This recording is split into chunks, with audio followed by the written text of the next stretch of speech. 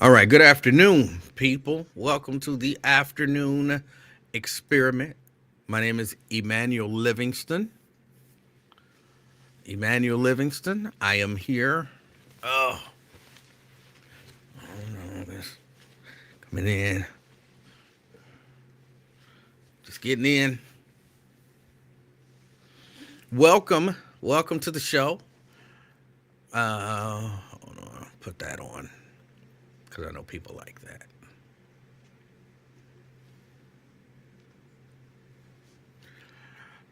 Oh, let's see. What are we doing here? Welcome. Welcome to the show. I'm still looking over here for the camera. Welcome to the show. I don't. I said I would be here early today, and I had intended on it, but I wasn't thinking about that it was Friday, and so on Friday, of course, I go pick up the little baby, who don't like me calling her a little baby, but she really do like it.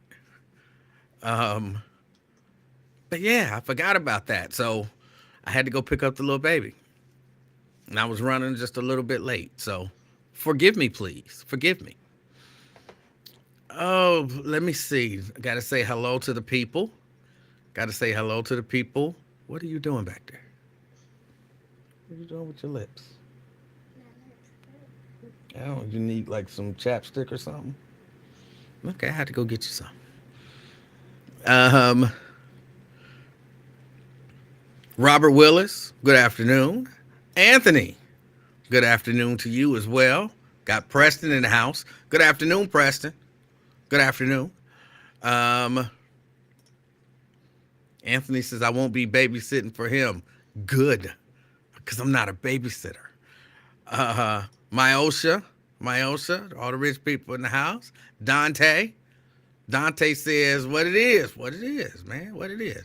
Tria in the house. Good afternoon. She's representing Columbia Township. Dina, good afternoon. David, good afternoon. He's representing the entire universe. Pamela, representing Avondale. Good afternoon, Pamela. Scott, say what up, people. All right. Dina, East Walnut Hills in the house. Good afternoon.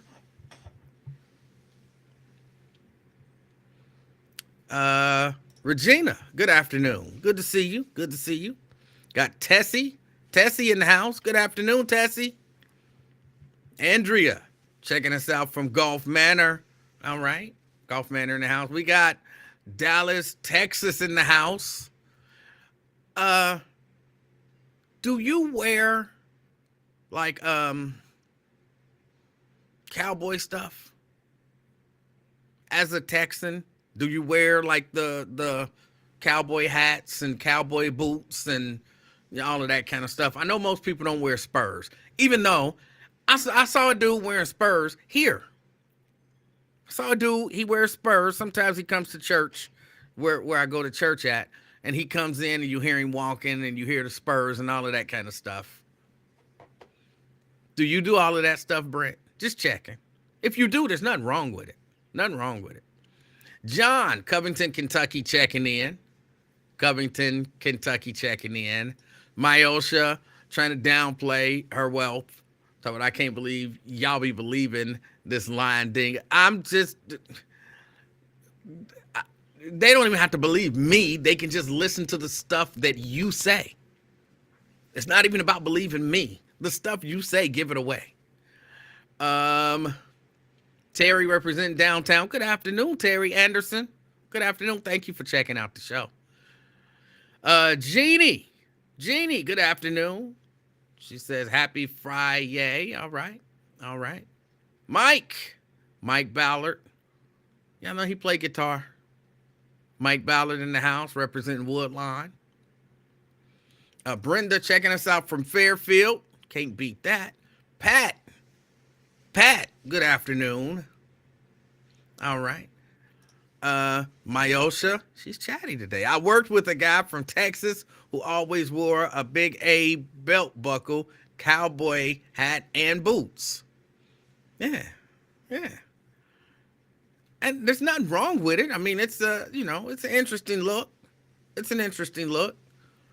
I have a cousin in Alabama who wears cowboy boots on a regular. I don't know that I've ever seen. I think he's got a cowboy hat. I'm 90% sure he's got a cowboy hat, but he wears the boots. He don't wear spurs. He don't wear spurs. I've actually only seen one person, I believe, in my life who actually was wearing spurs as a part of they hookup. And it might it's an interesting look. It works for him. Steban, good afternoon. Representing Westwood. Brent saying, nah, he don't wear that stuff. If you say so, Brent. What have you ever said? What have I ever said that would make you think I'm rich? I can't even go into it. The people, y'all tell her. Y'all tell her. She's trying to act like one of the common people. McConnell in the house. Good afternoon, McConnell. Says it's gym time. I got to get in the gym. Well, I don't have to get in the gym. I just have to go over there. Right there. I'm looking at it. Like, legit, I'm looking at all my gym equipment. All I need to do is go right there and do it. But see, what had happened was I had my whole little setup on the wall here. And when I say setup on the wall, I have my TV and, my music and all of that kind of stuff. Because I'm not just going to come down here and just be in the basement working out. You know what I'm saying? I need something. But then I took it all down to take it somewhere because I was doing an event. And I just never put it all back together. I guess I could just put it all back together and then come up with another excuse for not being down here. But that's my excuse for now, and I'm sticking to it. Carla, good afternoon. Miami, Florida. Oh, all right. What's the temperature down there in Miami, Carla? What's the temperature right now in Miami? Because it's a pretty decent day out today. I mean, it's cold, but it's a decent day out today. I'm just curious what the temperature is down there. Joe Whittle from Phoenix. Oh, what's the temperature in Phoenix as well? What's the temperature in Phoenix as well? Just curious. In other words, your distraction station is keeping you from working out. Not having my entertainment section down here where I can, get on the treadmill and walk and watch TV or listen to music, in the open. I don't want to have to put on headphones in here. Yeah, that's keeping me from working out. Yes. All right, 72. And hold on, what's happening? Okay, I don't know what's happening here. Turn this thing off, turn it back on. I have to do that every once in a while. 72 degrees in Miami. That sounds nice. 75 degrees in Phoenix. That sounds even better. Oh my goodness. I would,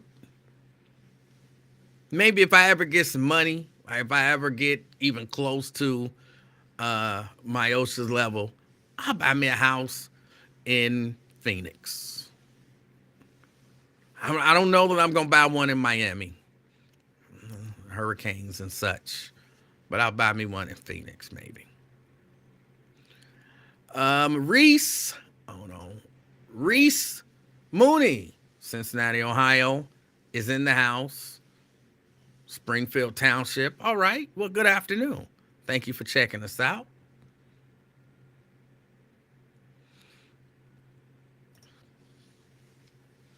I read an article that said you're supposed to work out without music and distractions. People make up anything and put it in an article. People make up anything.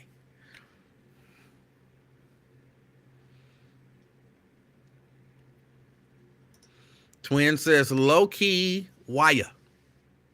I don't know what that means. But all right. All right.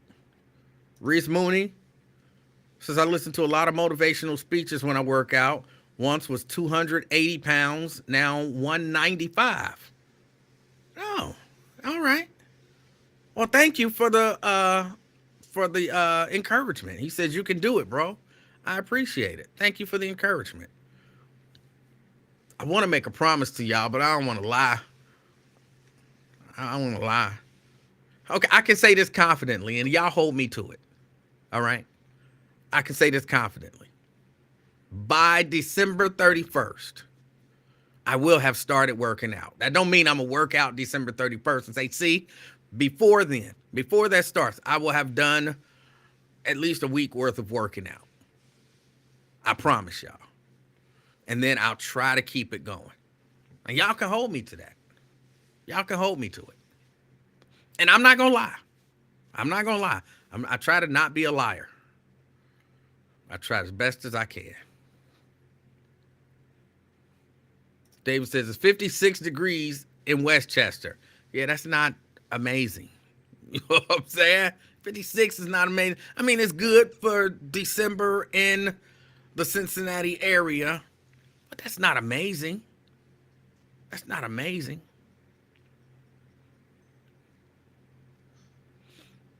Brent says 52 and light rain in Dallas.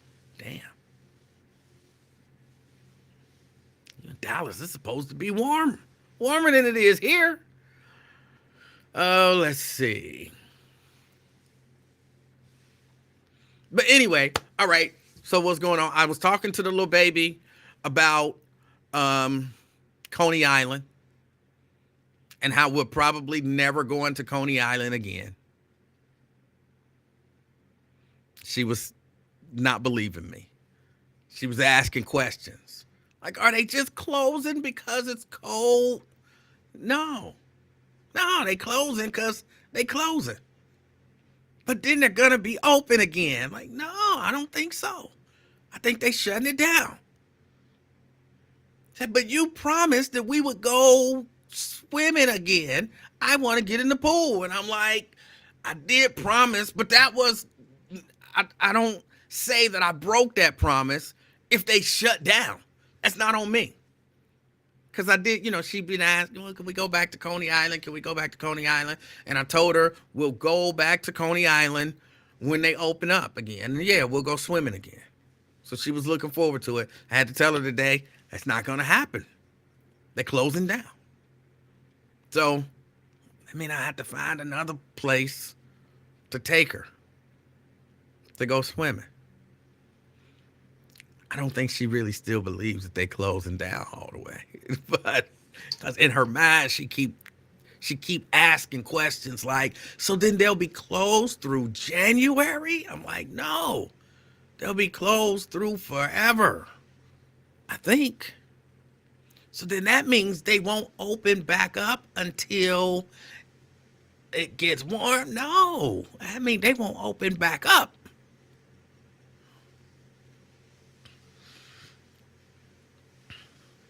Take her to Kings Island. I don't, does Kings Island have a nice little, I'll have to check it. I know they got the little water section. I've been over there. Somebody stole my shoes when I was over there once. I had to go confront them and get my shoes back from them. That's a whole story in itself. Crazy stuff happens to me for whatever reason. I don't know why. But we went to Kings Island, and me and Mrs. Livingston went. And I had on my little sandals, if you want to call them that. I don't know what you call them. They were shoes, where you slide your foot in. They were Oakley's. He was on sale. And he said, oh, that's a good brand. I was like, I don't know nothing about no brand. They was on sale. I was cool with that. And, sometimes when you get on the rides, you can't wear your shoes, and they have a little area where you put your shoes. So I put my shoes there, and then we going up the little stairs and all of that kind of stuff. Just mind our own business, getting ready to slide down this slide, whichever slide it was. And, I don't know what made me look down, but I looked down, and we were pretty far up. And I was like, I don't see My shoes. I was like, I see your shoes, but I don't see my shoes. Where are my shoes at? I'm like, somebody done took my shoes. And then I look over and it's this white boy. Uh, he might have been, 19, 20 years old. And he was walking away with my shoes on.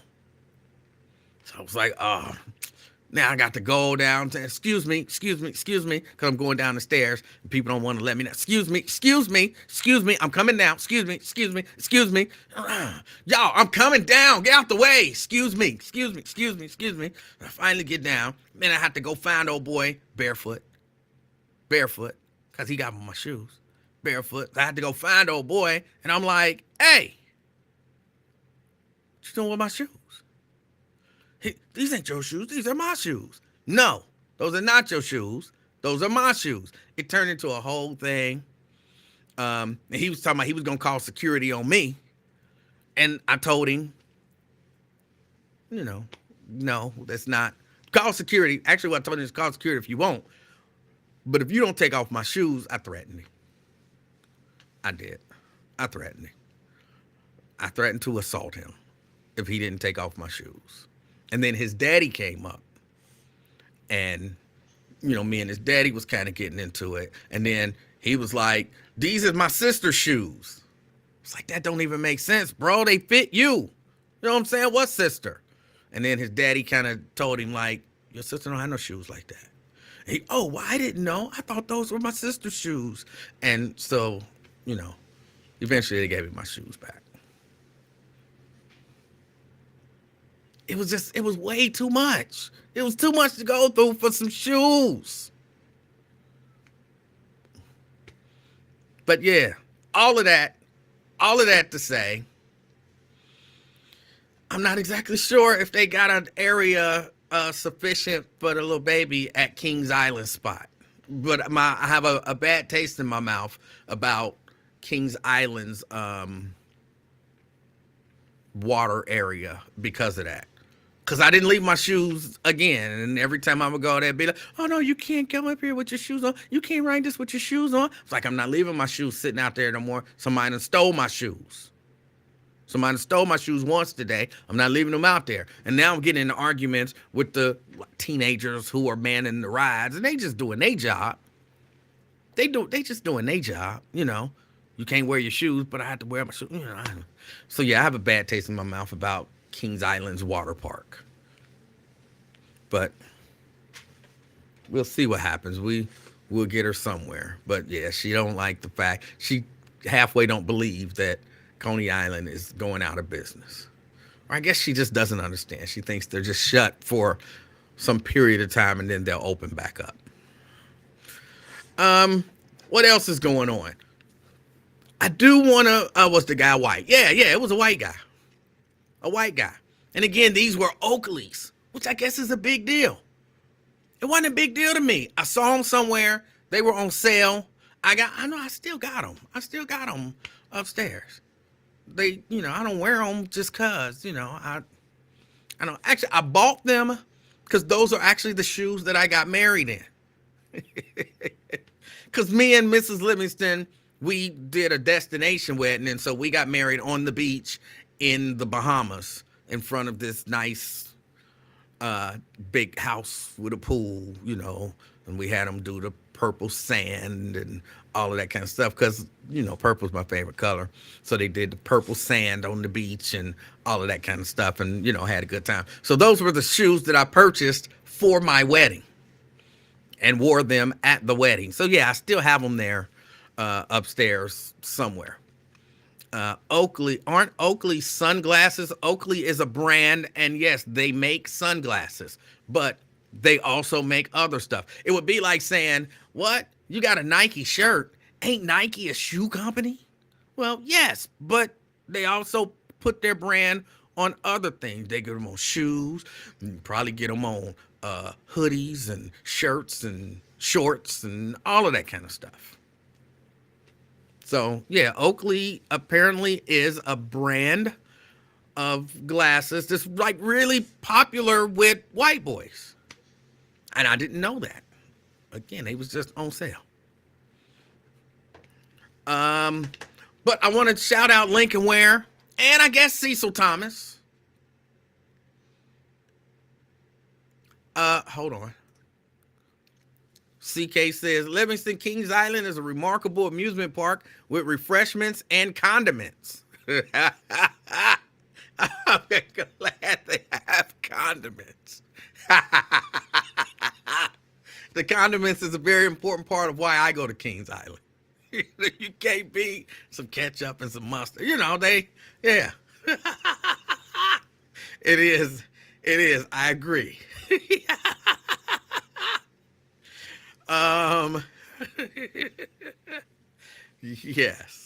Yes. Refreshments and condiments.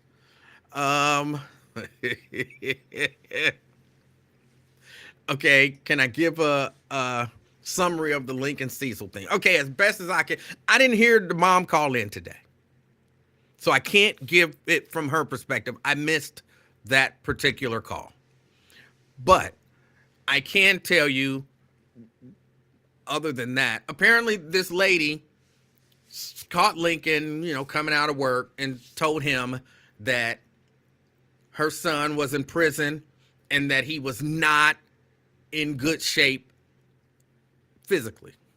He was in pain and he needed some help and that they wouldn't get him help. She asked Lincoln Ware for help. And then I guess Lincoln gave her Cecil Thomas's number and she reached out to Cecil Thomas, state rep Cecil Thomas. She reached out to him and he reached out apparently to the prison or the prison liaison or something like that. They told Cecil Thomas that the guy was telling them he was just fine. So Cecil Thomas calls Lincoln back and Lincoln says to Lincoln, I reached out to the prison liaison or whatever and they said ain't nothing wrong with that guy. He keep telling them ain't nothing wrong with him. And then him and Lincoln kind of laughed like, see, people just be making stuff up. They kind of just believed the prison liaison. But this mother wasn't going to give up just because people was dismissing her and not believing her story. And so, apparently she kept pushing Cecil Thomas. She reached out to Cecil Thomas and eventually through some doing, they got in touch with somebody at the prison and got a doctor in to check on the guy. And come to find out when the doctor checked on him, apparently they said this guy is in such bad shape, they rushed him directly from the prison to the hospital surgery room and operated on him immediately. And they say basically he was, knocking on heaven's door or, depending on where he goes after in the afterlife, he might have been knocking on another hotter door. But the bottom line is he was in danger of dying had he not been taken to the hospital and rushed directly into surgery as my understanding of the story. And so, yes, I guess she called in to the Lincoln Ware show today and kind of ran everything down that he had this surgery and I guess he's doing better. But Cecil Thomas called in and said basically they told him that if this guy hadn't been checked on and gotten into surgery immediately, he would have died. So I'm giving credit to Lincoln Ware because Lincoln Ware could have dismissed this woman. I've seen him do it before. He could have dismissed, and that's not a shot at him. Sometimes you don't have time to be dealing with people. But he took the time out to talk to the woman and to hear the woman and to point her in the right direction. Had he just ignored her, that young man might be dead. But he didn't. He put her in touch with Cecil Thomas. And then had Cecil Thomas not reached out, or just heard her story and dismissed her, that young man might be dead. But he didn't. He then reached out to the prison liaison. And then if she would have just left it alone when Cecil Thomas and Lincoln Ware dismissed her because the man said, ain't nothing wrong, And they, how black people just be making stuff up, blah, blah, blah. I don't know if those were the exact words, but that was the sentiment on the call. When Cecil Thomas called Lincoln Ware to give him the update, They said ain't nothing wrong with her and black people just be making stuff up. Ah, ha, ha, ha, ha, ha. And apparently, but it didn't stop there. Thankfully, that woman kept pressing, and her child is alive now. Her child is alive now.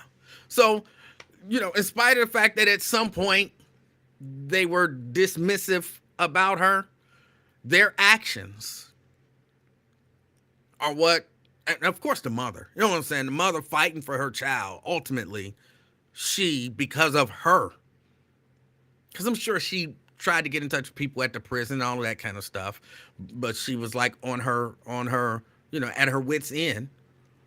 And you know how it is. People get on people about reaching out to Lincoln Ware for stuff that, you should get a lawyer to handle that. Oh, you should be talking to this person to handle that. Oh, you should be talking to that person to handle that. But everybody don't know all of that stuff. Realistically, the overwhelming majority of the public has no idea. I would imagine you could go out there and ask a whole lot of people in the community, who's the mayor of the city of Cincinnati? They wouldn't know. They wouldn't know. And we think of, that's just so irresponsible. You got to know this stuff. You got to be aware, and you got to this. But a lot of people don't. And a lot of people aren't. So for some people, it's like, I hear this dude on the radio. He sound like he know a whole lot of stuff. So let me reach out to him. Maybe try to call. Can't get through. I'm going to show up at his job while he leaving. And that's what you do. And so ultimately, but like I said, if either of them had just ignored her totally or totally dismissed her, that young man might not be alive. So shout out to, of course, to the mama, but also to Lincoln Ware and to Cecil Thomas. They're not perfect. They did laugh at the lady. They did dismiss the lady. But it didn't end there. So they're not perfect, but their actions helped save that young man's life, according to the story as I heard it. Now, I don't know whether the young man is going to survive after the surgery and all that kind of stuff. Like I said, I didn't hear the mom today, but apparently she called in to Lincoln Ware show. I did not hear her, but I'm believing that the young man is going to make it. And yes, some of that credit goes to Cecil Thomas and to Lincoln Ware. And that is kind of the beauty of being in that position. As Cecil Thomas, he has the ability to reach out and, just the power of saying I'm state representative gives him the ability to do, reach out to a lot of people, and it should carry a little weight. And of course, Lincoln, knowing all of these people, his knowledge and his relationship with these people is valuable. It's valuable. So, yeah, shout out to both of them, or technically, I guess, all three of them. And hopefully everything turns out all right. Turns out good for the young man. So, all right. So that's that. That's the summary as best as I can give it. Good afternoon, Tina. That's the summary as best as I can give it. And, I'm glad to be able to give that summary. Nat says he wonders if it was a state or a private prison. I'm pretty sure it was a state prison. But I'm not 100% sure. I'm pretty sure it was a state prison. I don't know what else is going on. There's other stuff going on, of course. Of course, I'm not really trying to get into it. Even though I will say, I have no idea why Ron Omega has me blocked on Facebook. I don't know what I did. I see him on here as Ron D. I don't know what I did to Ron Omega to be blocked on Facebook now. But he has me blocked. But I say that because I don't really want to get into impeachment investigations and inquiries and all of that kind of stuff today, but that's still playing. That's still playing. Um, why you always piss people off? I don't know. I don't do anything to people. I don't do anything to people. It's like I was said to Ron says, I did not block you. Ron, the Ron Omega, which is you, has me blocked on Facebook. I'm blocked on Facebook. It's just the truth. If you didn't block me, somebody hacked your account to block me on your account. That just doesn't make sense to me that somebody will hack your account just to block me. There are some people that don't like me enough to do that, but I just don't think it happened. I just don't think it happened. I think you got me blocked. He says, why are you saying that you're blocked? You're not. Okay, hold on. Then don't be going trying to unblock me real quick. Hold on, let's see. People don't know. It's a few ways to tell if you blocked on somebody's account. Let me see. I don't want to falsely accuse anybody of anything.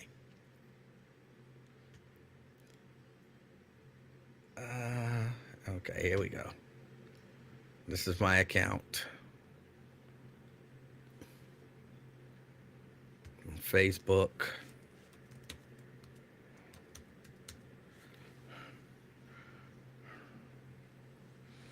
Hold on. Now let's see. Hold on. Let me put this up here. Why are you saying that you're blocked? You're not. This is my account. As you see up here in this corner, I'm searching Ron Omega.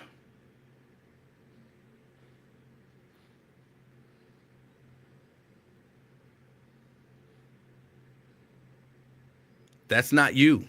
That's a different Ron Omega. Ron, you have me blocked. I can't even see you. I can't even see you, Ron. You have me blocked.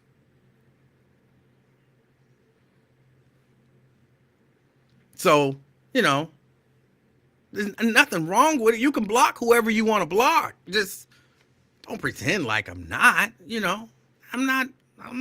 I don't know what I did to get blocked.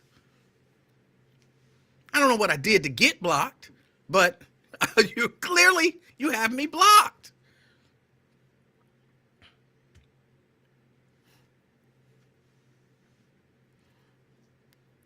I don't have a problem with it. You got a right to block whoever you want to block. You do.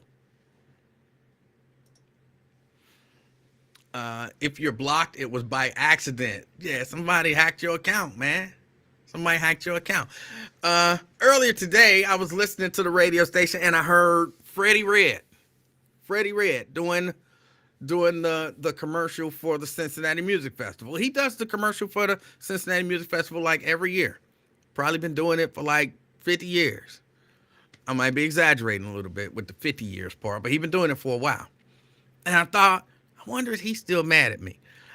So, Myos, to answer your question, I don't know what I do to make people mad.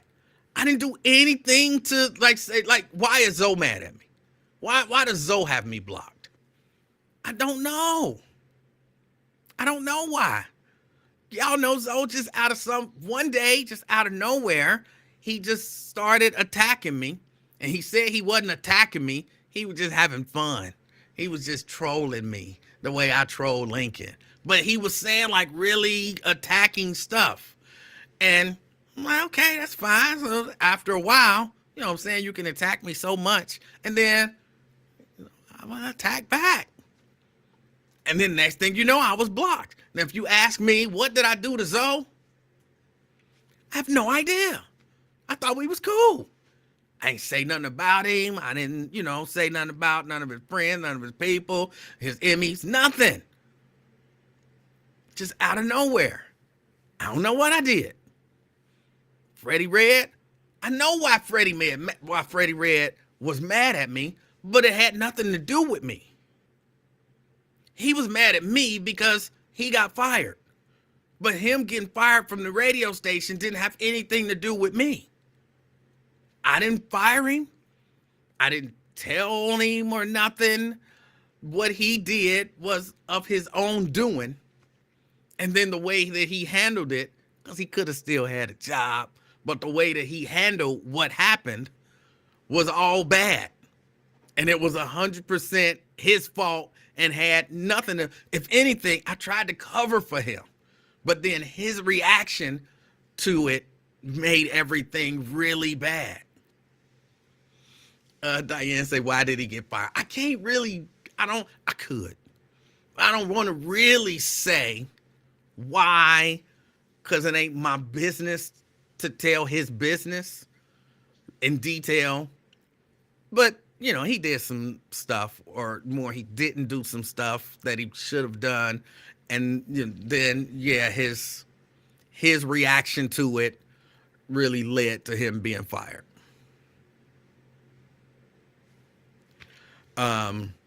But yeah, it had nothing to do with me. But since then, he been mad as hell at me. Like, I didn't have nothing to do with it. Nothing. So I'm blocked by him. Some people, I know why they blocked me. Some people, I know why they blocked me. I'm all right with it. You know what I'm saying? If you got some, you know, legit kind of beef or whatever with me, block me. I'm cool with that. But some people, I just be looking up and I'm like, I just be looking for people. I'll be like, they done blocked me. They done unfriended and blocked me for no reason. Terrence said, yeah, Freddie messed up. Yeah, it was 100% his fault that he got blocked. I mean, that he got fired. But I will say, I don't think he has me blocked. He just be mad at me. Hold on.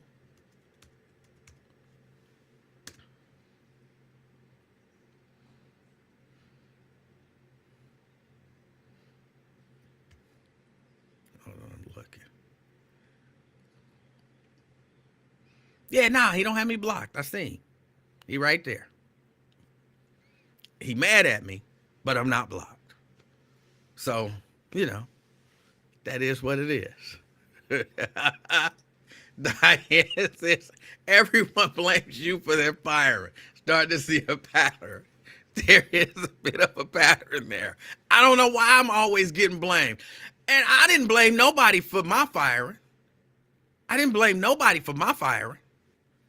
I got fired. You know, I made some decisions, and that was that. I didn't blame anybody. Why can't people take responsibility for their own actions?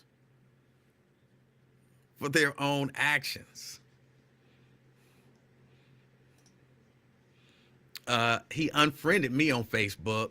I don't know what his beef is with you. I have no idea.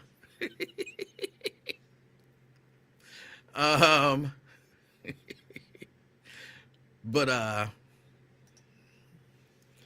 just like Sisters and Sisters Speak lady, you snitched on. I didn't snitch on nobody. I didn't snitch on nobody. I don't do that.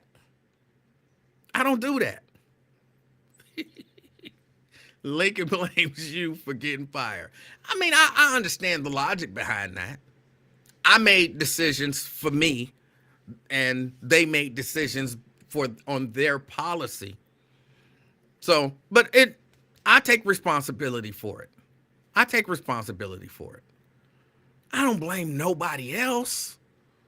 I'm not mad at Terrence because I got fired. I'm not mad at Lincoln because I got fired and he didn't. You know, I did what I did.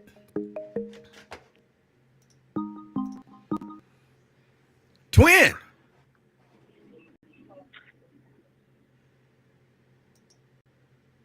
Twin? Can you hear me, man? I can hear you now. Just around here snitching on that. How much should I make you make? Hold on. I can barely hear you though. Hold on. I say you're around here snitching on everybody. How much you and Lincoln make from Crime Stop? Look, I don't mess with Crime Ain't no Stoppers. look. I don't know Yeah, how much right. Lincoln make from Crime Stoppers, but I don't mess with Crime Stoppers like that. This about my third time listening to you, and I'm convinced, man. You've been snitching on people. Who did I snitch on?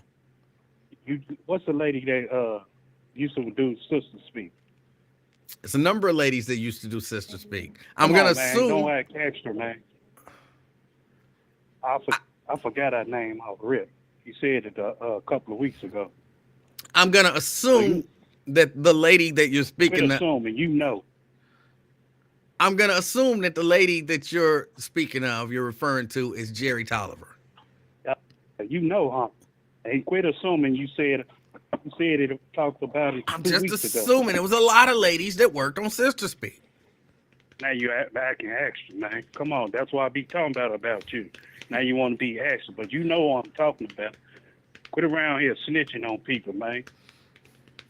Hey, E-Man, Yes, sir. I remember when I first came down here, because I used to do school routes out there by Coney Island. So I was like, all right, I'm going to take my little baby girl out there. So I'm sitting there, watching her in the little pool and everything. Mm-hmm. And some more black kids and everything. Man, as soon as them other kids came over there, them white folks get out the water, man. I'm like, this some racist stuff. And it's more, When was this? this was, God, 2000, 19, 18, I believe. Oh, Yeah. Maybe probably 2016. okay. Yeah, that was my first time going. So Could it? Hold on. Could it have just been coincidence that they were getting ready to get out anyway, and Man, no, because they was right there the whole time. And then she's like, kids, come on. So the last little baby, Mom, want us? No, come on. it might have been time to go? There wasn't no time to go. They went over there and they said in that little song. I don't know. I'm just. I didn't. There you go blocking and stuff. You have I to know. like your uncle. No, I'm just offering alternative explanations for what is the potential racism that you experience. I know when I was there, me and the little baby was kind of all over the place, and we didn't experience that. But that doesn't mean that you didn't. So that's I it. seen it with my own eyes. That's good. They about to close, and then they got what they talking about, new vineyard coming over here. But yeah, the Cincinnati Symphony Orchestra basically bought it. I mean, everybody go over there anyway, because they be like, who be over there? T.I. and Roddy Wave and the other rappers be all over there. So a lot of black folks go to, over there by Coney Island and everything. Well, over there, So they Riverbend. Yeah, the Riverbend. So a lot of black folks go over there. I think I've only been over there twice. I went and saw Lionel Richie, and I don't remember what else I saw. I think Barack Obama, before he got elected, he spoke at the Labor Day picnic, which Lincoln acted like he couldn't remember. They called it a picnic. But at the AFL-CIO Labor Day picnic, Barack Obama spoke over there. Well, you did a campaign down here? Yeah. Oh, yeah. I remember him when he first senator, when he first got his feet wet. But I'm sorry that the people over there at Coney Island treated you bad, man. I hate to hear They that. treated me bad. And treated some other kids bad. I'm gonna go have that with my daughter. They came and said something with my daughter. They threw Coney Island up. Well, you said when y'all showed up, they left. No, I said when them other kids got there, when they cause the kids like in front of us in the line, and so I got out and got settled, and then next thing I know, I waited, just sitting there, and then the next thing I know, the black kids went up in there, and I stood there. Then some of them black kids, it was like 20 or 30 of them. So the black kids, oh, hey, come on, kids. I've been standing there 20 minutes, though, when it happened. But it is still possible that it was just time to go. Then I just say it wasn't no time to go, man. What But part you there's ain't no way understand? for you to know whether or not it was time for them to go. I mean, at some point when me and the little baby was there, I said, all right, little baby, it's time to go. And somebody else might have been walking up at that moment. Even though as us black folks, we ain't got time to go. Once them, you talking about you leaving the swimming pool and all that, they go throw a fit. You tell them you about to leave. Some black folks ain't, and it's gonna be hard catching them anyway, What? cause they having fun and it's hot. Yeah, No, you when you tell a say black it's kid time to go, it's time to go. they ain't go. Them black folks ain't gonna leave. Them little kids, no. Junebug from A1 and Bon here, no. They gonna stay there. No, Ain't no. no sense. When me and this little baby went, I I know, I said know about your I situation. I said know to about it. her, it's time to I'm go. not dumb, She man. didn't I'm want to not go. dumb or slow. She didn't want to go. And she was like, no, can we stay a little while? And I was like, no, it's time to go. We got other stuff to do.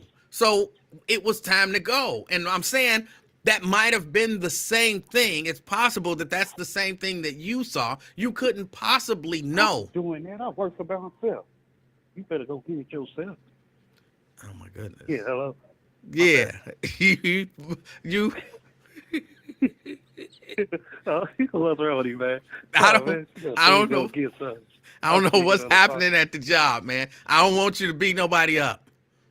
Nah, that's my supervisor. I'll go get something for it. Nah, you go get it. I ain't doing it. Are you on your break? Nope, I'm working. Stop playing with me. No, now you snitching and stuff. Snitch. You know, cause you snitch. My fault, E, man. It's all right. Yeah, that's all I had to say, man. Quit telling on people, man. Being Crime Stopper. No, you and Lincoln getting paid and everything. I'm not, I I'm forgot not what getting. else I had to say. I was never getting paid by Crime Stoppers. So, all right, then. If I got something else to call, say anything, I will be calling back, sir. All right, twin. All right, man. All right, that was twin. I don't know what is happening at his job. I have no idea. But hey, if it worked for him, everybody don't. People used to tell me all the time, oh, that's so unprofessional. I'm like, you don't know what the professional standard is in this industry. Different industries have different professional standards, and different coworkers have different ways that they interact with one another. So him and that woman giggling and all of that kind of stuff, that could be the very professional for, Kroger. I don't know how they get down. People set fires in the store. It's a whole different world inside Kroger. You walk in there and you become an employee, the whole night. It's a whole new world. Y'all did see the story where Kroger and a number of the other retailers. Hold on. Let me go back to the phone. Fame. Hey, how you doing? How you doing? I'm outstanding. All right. Where you been, man? I've been minding my business. But okay, but let me just ask you this: were you in jail? I might have been. I might not have been. Who told you that? No, I'm asking. Nobody told me. It's a question. I might have been. I might not have been. I might have been in surgery. I might have been recovering from a surgery. Might have had a car wreck, a motorcycle accident with a broken leg. All of that could be possible. Yeah, But So I wasn't at the Justice Center. I'll tell you that much. all right. So then just no would be then the answer. I didn't say no. I said I wasn't at the Justice Center. Okay. But what's on your I might have mind? been in the feds. I'll tell you what's on my mind. I'm about sick of the damn the love given to Cecil Thomas for his rudimentary, pedestrian, and perfunctory level of advocacy. Didn't he say he called in Lincoln Ware? Didn't he say he called into Lincoln Ware the first time and they was clowning the situation of the sick inmate? Yeah, they were lightweight clowning the mama. Yes. Yeah, they clowning this woman, and then she goes back and says what's really going on, and then the young man gets the medical services he needs, right? Apparently, yes. Yeah, so how the hell is I keep telling y'all, Cecil is past his time. We got to get rid of these statues. You know what I'm saying? These icons, these alleged icons of black advocacy in this town. He being one of them. He's done nothing, and this is what he does. He never responds. I responded for 2 years, running this man down, trying to talk to him about the sports betting bill. No answer from him nor his office for 2 years. And then a week before it's time, he goes on Lincoln Ware. Yeah, I did it, man. You know, blah, blah, talking about it, how he, you know, his work done to get it to sign it into law and to, you know, just all that kind of stuff. It's like, you ain't done nothing, old school. Quit lying to my people. Well, but Fame, this is why he, at least in my opinion, he gets some credit. Because, Why? all right. Because he made a nice jingle? No. He made a pop? No, he gets some credit because he could have just, like you said he did with you, he could have completely ignored that woman. And so without him making... He did the first time. No. He didn't the first time. No. He didn't the first. He got absolutely nothing done the first time, like he always do. Gets absolutely nothing done. But black people, we just see a black face in there and say, "Oh, I'll vote for him." But no, even though he ain't gonna do jack bleep for us. But he did do something. What did he do? That was spectacular. That's praiseworthy. I didn't say it was spectacular. I said he made, at the very least, he made a call. And then there was a follow-up call that led to doctors coming in and examining the young man. Had he done nothing... He could have proposed a law years ago that says, when a patient say they sick, God damn it, we got to believe them. I agree. Like he did with the weed law. Just like he did with the weed law. So all his reactionary work does nothing for me because I know the type of sucker he really is. I'm not even arguing. I'm not even arguing with you on that. I'm just saying your question was, why does he get any credit in this particular incident? And the reason he gets some credit is because he did something that led to something. Yeah, he did something that was rudimentary, pedestrian, and perfunctory. Was it not? You could describe it like that, but whatever it was, it led to something which led to that young man getting the surgery that apparently saved his life. What was more impactful? Him doing something to produce a weed law or making one phone call for a sick inmate? Well, I'm not sure which was more impactful, but when you're specifically, which I was, specifically talking about this one incident, you asked, why does he get any credit? And it's because he did something. The mom should be heralded, not Agreed. Cecil. I agree the mom should be heralded, no doubt. Cecil did basic work of a politician. You know, Clay Davis. Hey, Clay, is my light bill off? Can you help? That's what he did. He don't get no plaudits for that. Well, I don't know that I agree with that. Quit. Let's black Hamilton County, Ohio voters. Let's stop giving false adulation to these relics. You know, that's the bare gosh darn minimum he could have done. You would think after all the years we voted for him, listen to that jacked up jingle, he would have do something extraordinary. He didn't do anything extraordinary. I'll give you that. Hopefully, extraordinary. Hopefully, he does it proactively and not reactively, like he did with the weed law. He was proactive in getting black folk hemmed up. But this boy got to be at death's door. His mama calling podcasts and radio stations, crying about it, saying he ain't getting the proper attention. And then, you know, then we got to find out that the boy was damn near ready to die before Cecil made his call, and they decided to go help him. Bull crap. He gets no adulation for that. Look, again, Basic work. I I'm want to see somebody not doing yeoman's disagreeing work. with that. But you asked, why does he get some credit? And I said, because he did something. That's it. Nah, That's all I'm saying. I'm not saying Cecil Thomas is the greatest. I'm not saying Cecil Thomas single-handedly saved that boy's life. I'm not saying Cecil Thomas was the driving force. I'm not saying any of that. I'm saying he did something that led to something that saved a young man's life. That's So just factual. You said that Cecil Thomas is a basic bid. If that's how you want to interpret it, sure.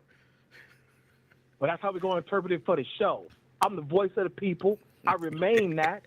Nothing's changed. I represent the young man, the underserved man in this company, in this community.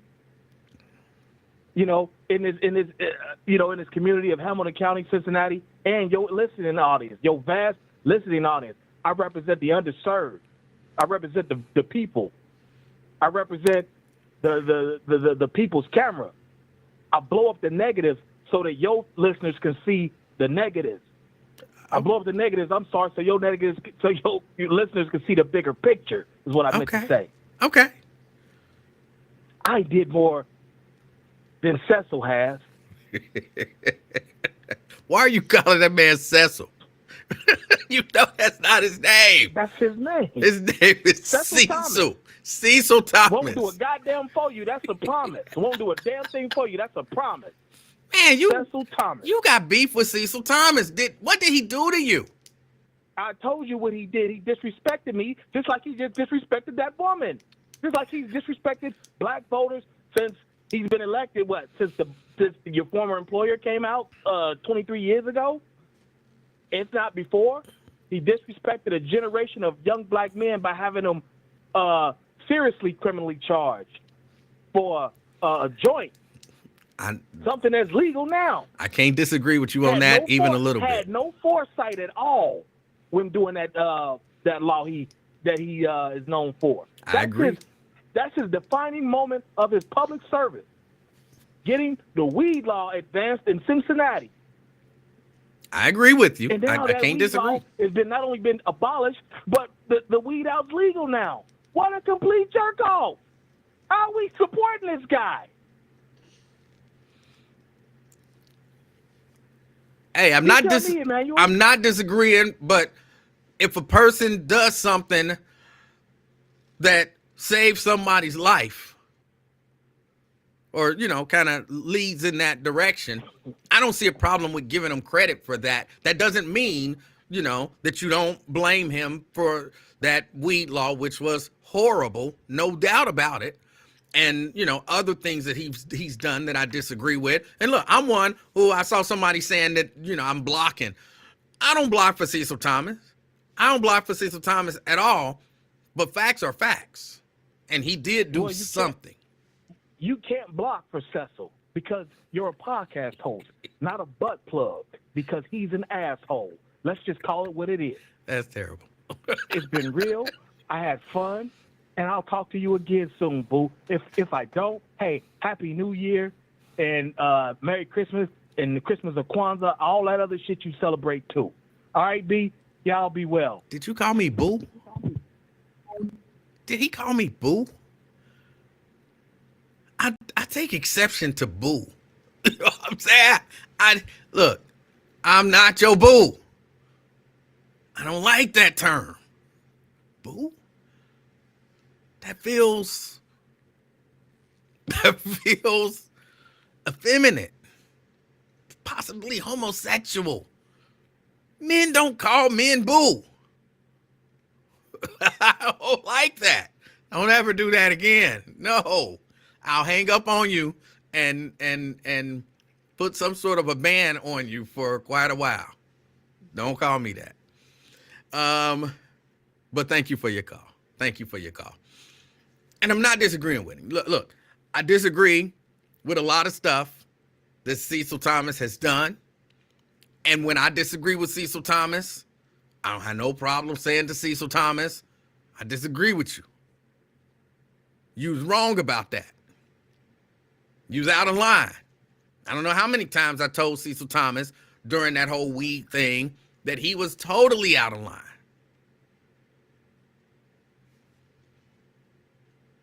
That is, for me, that's one of the things that I've always liked about Cecil Thomas.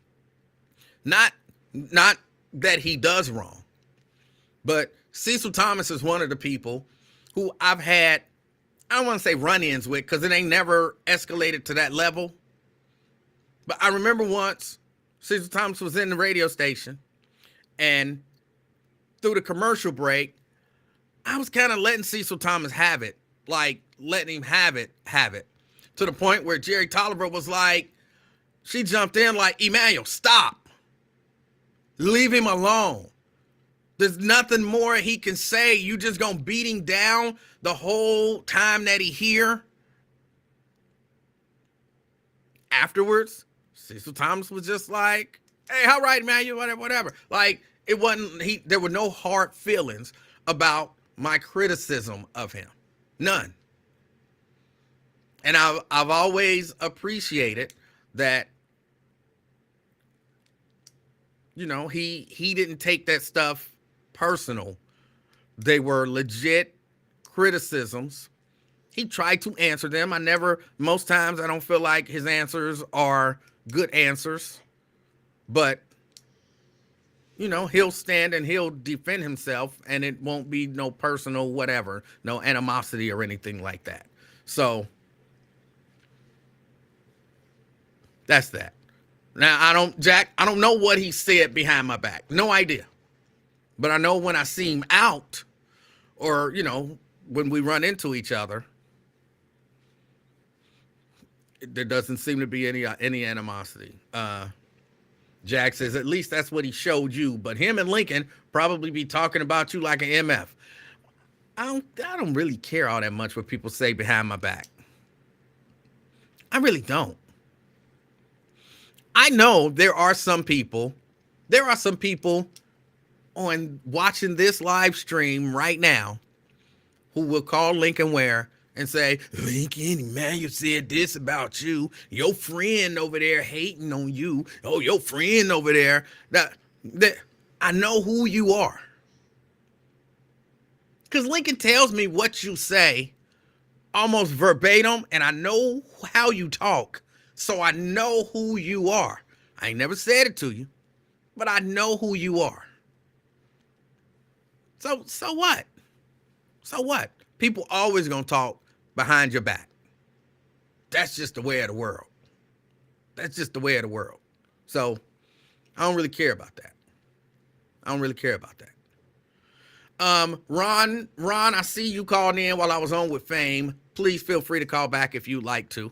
I only have one line, so I can't like grab the line and put you on hold and pick you up right after that. So if you want to make a call and I'm on the line with someone at that time, then it's probably best to wait until that person hangs up.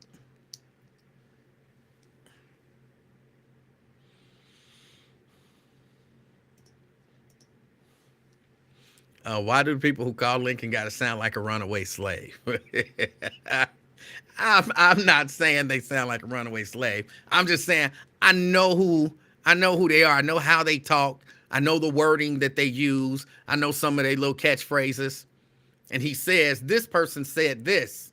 Or somebody called me and said they was listening to your show and you said this. Somebody called me and said, your little friend was over there hating on you again.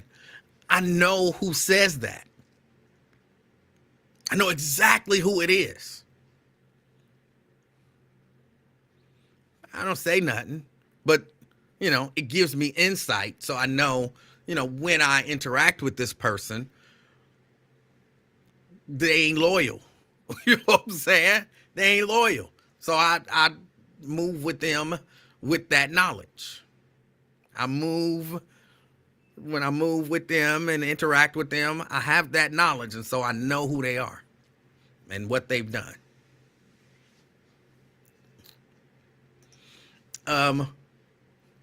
Wow. So there's a snitch in our midst. I don't even consider it snitching. This is like publicly available. So anything I say, if you want to go and tell him or them or her or whoever it is that I said it, you're not snitching, because they can always just watch the stream and be like, oh, that's how he feel, because it's out there for the public. So I don't even, have a problem with that.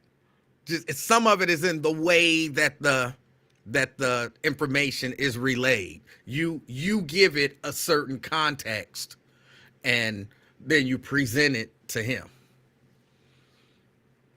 Yeah, I'm all right with it. For real, it don't bother me, except just to know that this person who tries to convince me that we real cool, they go and couch my comments in a way to try to create some level of animosity.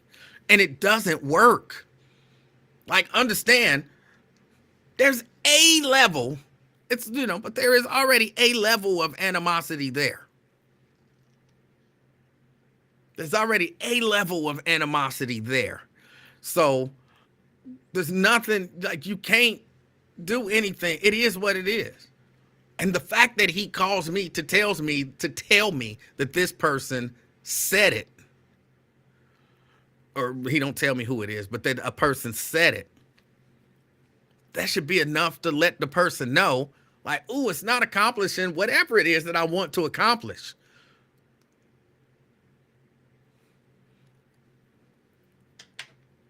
Who am I talking about? No, it's not. If it's not you, don't worry about it. If it is you, you still might not know that it's you, but I know that it's you. But it don't really matter. It don't really matter. It don't really matter. What I was talking about something when Fame called. I was getting ready to say something about something, but I don't remember what it is.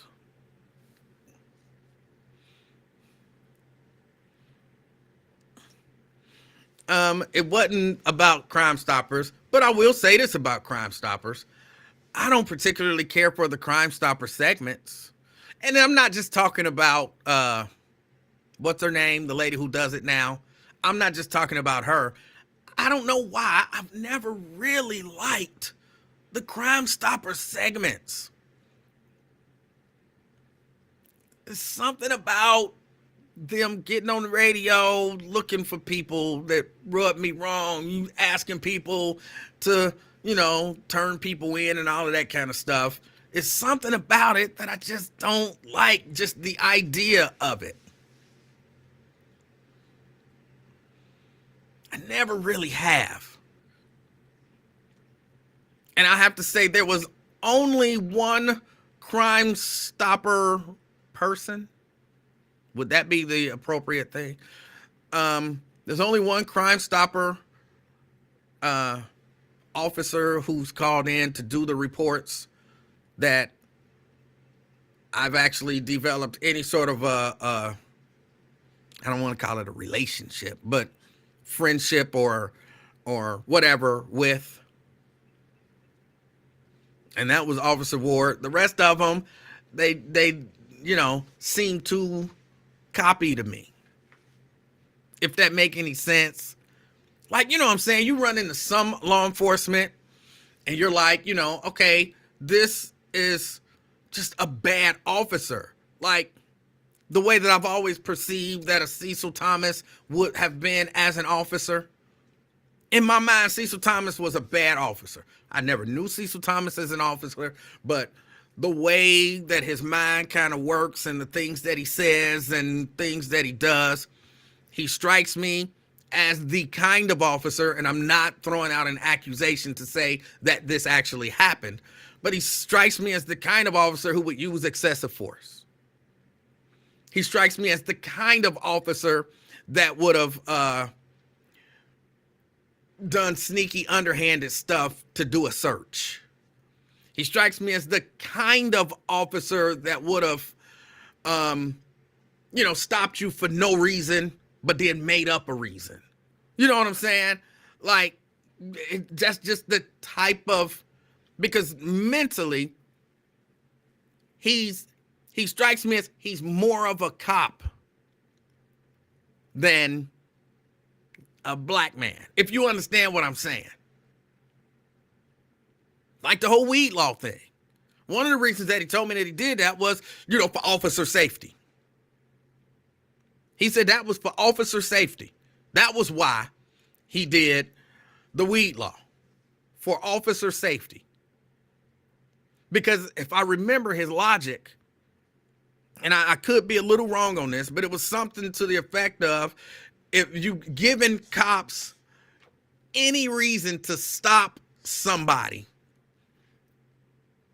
is good, because they might have a gun on them. So for the officer's safety, they have to be able to stop whoever it is that they want to stop, basically whenever they want to stop them. And that helps them be safe. It was really kind of warped logic. It was kind of warped logic. And I used to always be like, no, that don't make sense. Like that's not constitutional. Like, well, it's constitutional if you make it a law. Hey, but you only making the law as a reason for a stop without any other justification. But once you make it a law, then that becomes the justification. Right, and that's not good. Because officers will take advantage of that. Well, that's what the law was there for them to take advantage of. And it's like, dude.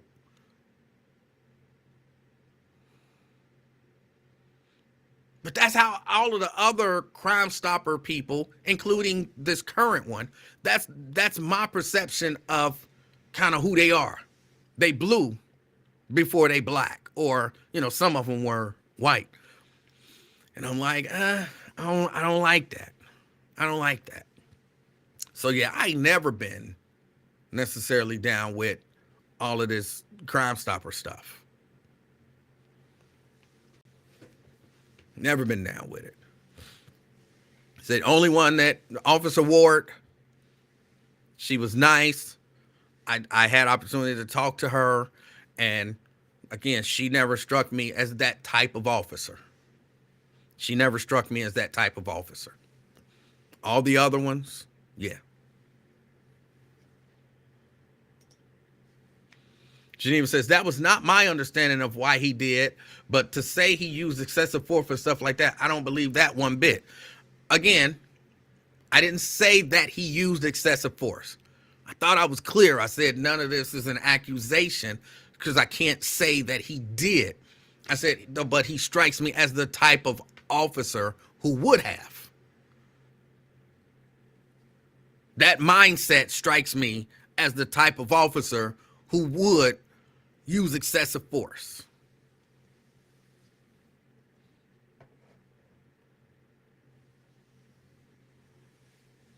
Or, do stuff, these pretextual stops to hem somebody up. When I really don't have a reason to hem you up, but, I can say, one of the lights is out on your license plate tag, so that's why I pulled you over. And, ooh, now I smell weed coming out the car, so now I got to search the car. Stuff like that. When there was no weed, you didn't smell nothing, but you can't really prove whether or not you smelled something that smelled like weed. He strikes me as the type of officer who would not have had any issue using those type of tactics. That's what I'm saying. I don't know that he used excessive force, but I wouldn't be surprised if somebody said that he did. That's what I'm saying.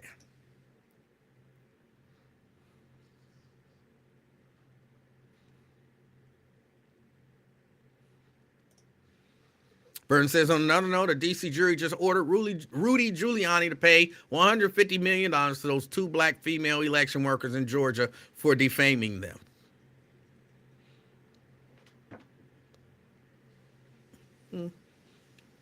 All right. I don't know that that'll hold up, and I don't know that they'll get that money, but okay, good. Good. Lamont says, "You're right, Emanuel. He was a b-hole." And I don't know that he was, but if you had like some interaction with him as a law enforcement official, you know, your experiences are your experiences. Angela says they'll never collect. Yeah, I don't think they will either. I don't think they will either. Just like those people will never collect all of that money from Alex Jones. They'll never get that money. Should they? Sure. But they won't. That stuff, like a lot of that stuff is just symbolic. And maybe they will. You know, maybe they'll get something. But I don't know that Rudy Giuliani has $150 million to pay anybody. I mean, at last I heard, you know, he was struggling to pay lawyers. He didn't have any money, and he was kind of relying on Donald Trump to help him have fundraisers to be able to pay for legal assistance. I know he has he has a home or two, but I know he has one that they say is worth a significant amount of money, you know, a few $1 million. But even if you sell that, it ain't worth $150 million.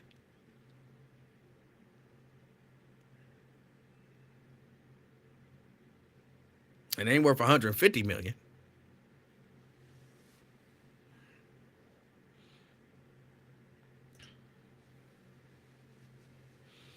Nowhere near millions. They need to quit and be realistic when setting these judgments. Look, I appreciate them setting the high judgments. I do. I understand that they're probably not going to get that money.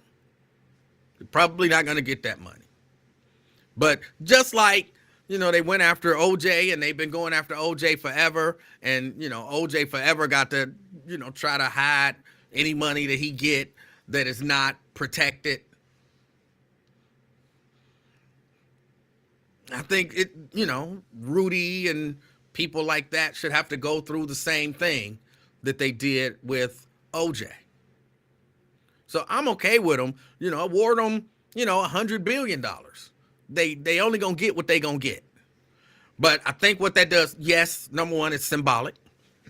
And number two, I think it puts these people in a position to where they can't get that, you know what I'm saying? Like forever, you either got to be real smooth about how you hiding and moving your money and all of that kind of stuff, or you're going to be paying these people for the rest of your life.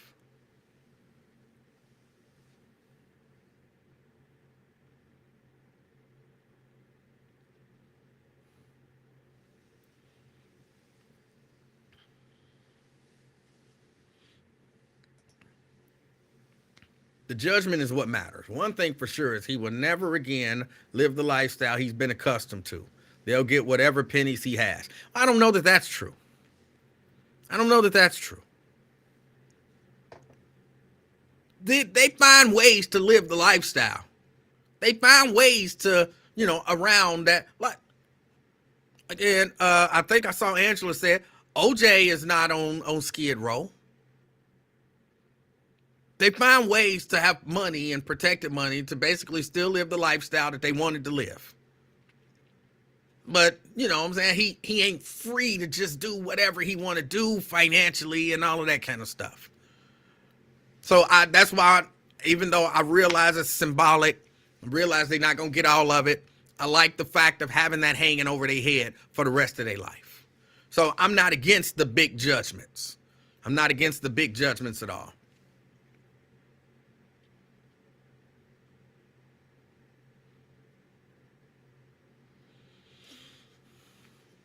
I wonder if Rudy ever thinks about his epic fall from grace. After 9/11, the Republicans were talking about running him for president, and now he's a laughingstock, dripping gravy from his head. He did run for president.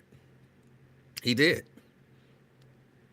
And I'm sure he thinks about it. I'm sure he thinks about it. And I saw Nate put something up here about Cardi B.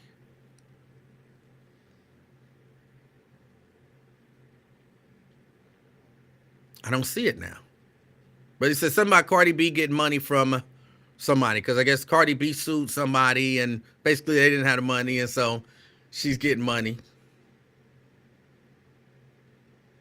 And I mean, that's cool.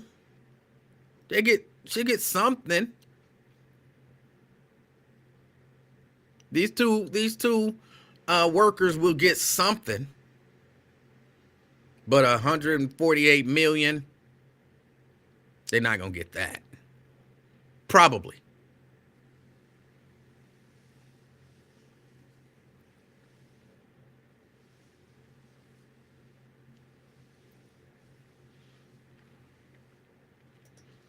Any future book deals will be in jeopardy. Look, and he deserves it. I don't know how you allow yourself to get that wrapped up in something that's not even for you. It's not even for you. Like I'm being honest. Outside of family, I can't think of anybody that I would go that hard for. And even some family, like sometimes you have to say to family even, but definitely to people who you care about and you want to support, like, hey,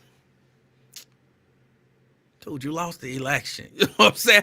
I'm not going to get in trouble trying to get you back in office. Look, here's what I'll do. I'll do this and this and this, because that's all legal to do. I will get up and I will say, I think you won. I will get up and say there should be a recount. I will get up and say, whatever. I'm not doing anything illegal to try to get you back in office. I'm not lying on people. I'm not signing no legal documents. I'm not doing any of that stuff, man. I don't benefit from that. Well, but if I get back in office, then you're gonna be like, oh, well, maybe I will break the law to getting back in office. No. I'm not breaking the law to try to get you whatever. If we can't make it happen through some legal means, I guess it's just not going to happen. I guess it's just not going to happen. But I'm not, you're not hemming me up. You're not hemming me up. I had a coworker, I used to say that all the time, like, bro, what you're doing is not legal. You can't do that.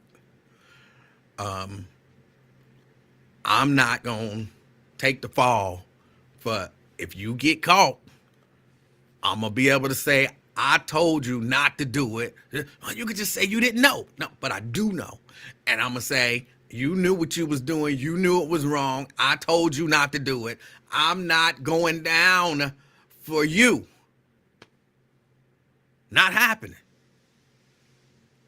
Just, I don't know, it's just part of who I am. I'm not built for like jail. I'm not built to, I ain't got no money. If you sue me, what you getting? You want to take on my debt? You know what I'm saying? You can get my debt. I want to sue you for everything you got. Well, I got $3,000 in debt right here. You can have it.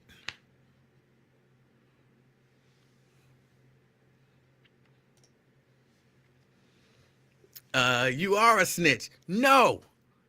See, there's a distinction between what I said and being a snitch. If I see you doing something wrong, you ain't hurting nobody, but you doing something wrong, I'm going to tell you, don't do that. It's wrong. If you still decide to do it, I'm going to let you know up front, I'm not covering for you. I'm not lying for you.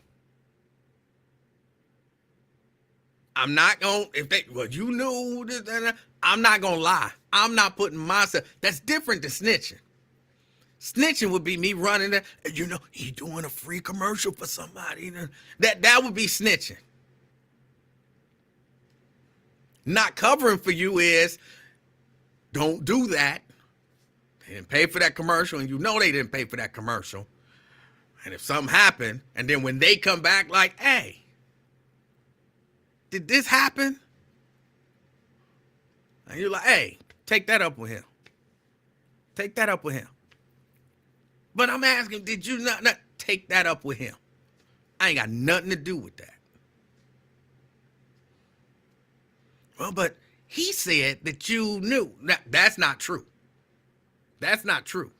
I specifically said I ain't got nothing to do with it, so I ain't got nothing to do with it. Take that up with him. That's not snitching. That's not snitching. I ain't no snitch, but I ain't no fool. I'm wherever is in between the two. I ain't no snitch, but I ain't no fool. I'm right there in that soft spot in the middle.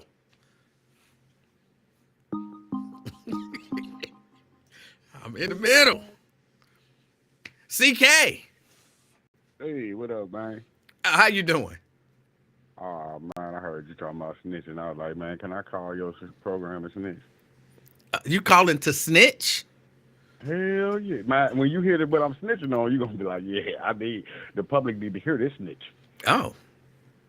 Man, I'm at work, right? The third shift last night, we cutting down all them, in the middle of the highway. Because you can only do it at third shift because, there's too much equipment, right? So we cutting down all the trees in the middle of the highway, in the little barrier thing. Okay. So how many jobs you got? Oh, I got it. Well, now, man, I told you I lost my career, so, I'm just bouncing. I'm a bouncy. You know what I mean? Bouncy. But how many jobs do you currently have? No, I just got a few. I'm just doing a temporary thing. So you got to do different jobs when you get them temp jobs. I lost my career. You don't work at the chicken spot no more? Hell no, I can't get out there no more. I ain't driving. Oh, okay. I used to work at the Dayton, man. It take 30, 40 minutes to get there. Dayton, man, listen. But listen to the thing. You get distracted. Hey, man, you mess up a good-ass movie. Okay, my bad. Go ahead. So, look, we cutting down the trees and stuff in the middle of the highway, right? All right. And then you put it in the wood chipper. Okay.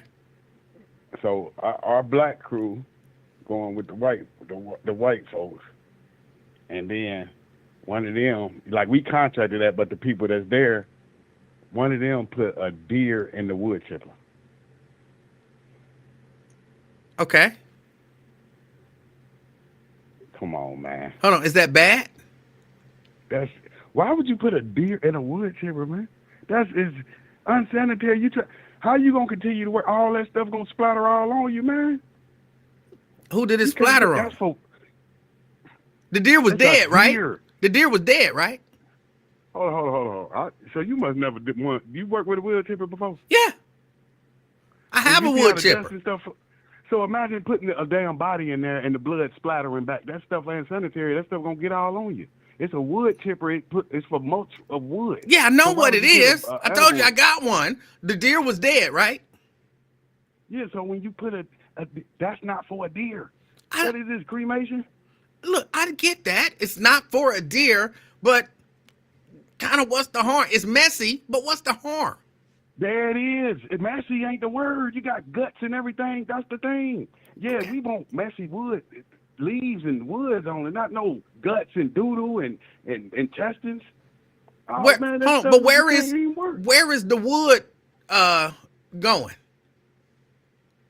No, once you put that stuff in there, man, all that stuff, now you got the foul odor, you got the stuff everywhere, blood everywhere. Right. That's just crazy. But I'm asking you, when y'all finish and y'all got the wood chips, where are the wood chips going? Oh yeah, right. They just dumping it off. Yeah, they not selling it. Yeah, I be asking that because I'm like, y'all gonna mess around and get fired. But like you said, they just put it in the dump. And so all of that deer stuff is biodegradable. So it's gonna return to the ground and degrade and all that kind of stuff. So again, what's the harm? Man, the stuff is splattering. You gonna look like you stabbing somebody to death, man. Guts and stuff gonna splatter. You Hold are on, forcing woods in there. That you stuff not go everywhere. But you not standing there where the stuff shoot out, right?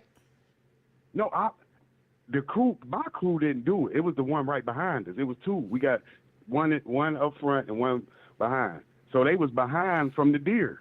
They had to stop and shut down. Like, well, what the hell y'all do that for? Because now you got blood and guts everywhere. Nobody wants to stand right there in blood and guts and you on the highway. But don't they shoot that stuff into something? Yeah, I know the way my chipper works is there's a place where you put stuff in, but there's a place where you put stuff out, and that stuff shoots directly into a receptacle that catches everything. So it ain't like it's just shooting, willy-nilly all over the place. It's going somewhere. Yeah, but it's not it's for wood. So when you put like animals in that stuff is splattering. It ain't just like like you just see how the wood does go everywhere. That's how the blood is. So it's going everywhere. You getting blood and guts on everybody. I think everybody would be okay. I think everybody would be okay. Nah, that's ridiculous. It was inappropriate, but I think everybody would be okay. You justifying putting the deer in the damn wood chipper. What else? What do you want them to do with the deer? Man, listen.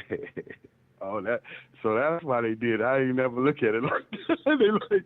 They say we ain't gonna just leave it here, huh? Just leave it. That ain't your job. Your job is get these trees down in the middle of the highway.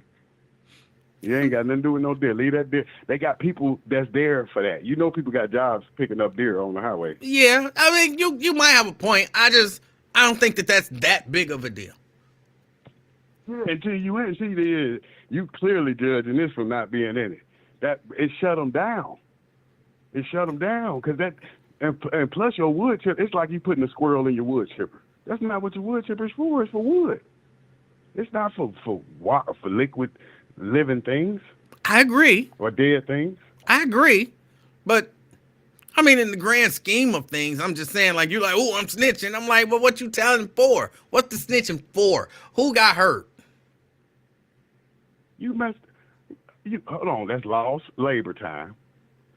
You know what I mean? The other crew is just lapping y'all because y'all got to shut down and clean up everything. Now you got to clean that stuff. Mm-hmm.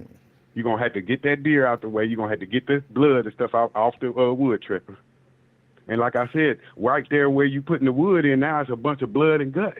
When you go dump it, it'll decompose.